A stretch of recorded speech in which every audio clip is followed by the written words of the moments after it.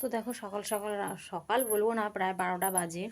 তো রেডি হয়ে গেছি। আর অনেকেই জানো না, আমার ছেলে নেই, ও গেছে হচ্ছে তোমার মানে আমার বাপের বাড়ি রেখে এসেছিলাম মেয়ের পরীক্ষা বলে। তো যাই নিয়ে আসি, ও পাগল হয়ে গেছে আর কি, মা কবে আসবে কবে আসবে। তো ভাবলাম যাই গিয়ে, ফালতু এখানে করে লাভ নেই, ওর পরীক্ষা যখন হয়ে গেছে নিয়ে আসে, ওরও টিউশনি তারপরে স্কুল সবই কামাই হচ্ছে। দরজায় দিতে তুই বন্ধ কর। তো এই যে রেডি হয়ে গেছি, 12টা বেজে গেল এই বেও করতে করতে, রান্না করিনি কিছু করিনি, তাতেই হয়ে গেল এত দেরি।